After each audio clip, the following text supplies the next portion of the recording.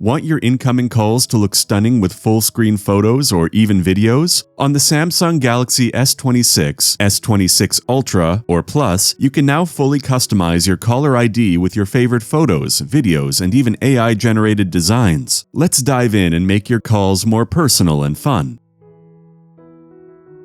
First, open your phone app and choose the contact you want to customize. Then tap on the photo icon.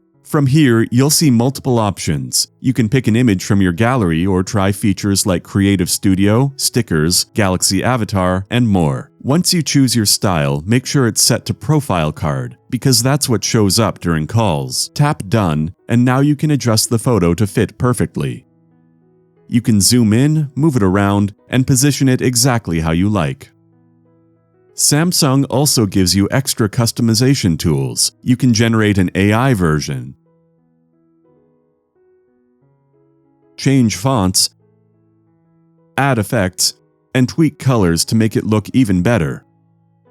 Once everything looks good, just go back and hit Save. If you want a background for all incoming calls, go back to the phone app, tap the three dots in the top right, then go to Settings, Call Background. From here, you can choose a photo or even a video from your gallery. Videos are a great option if you want something more dynamic and eye-catching.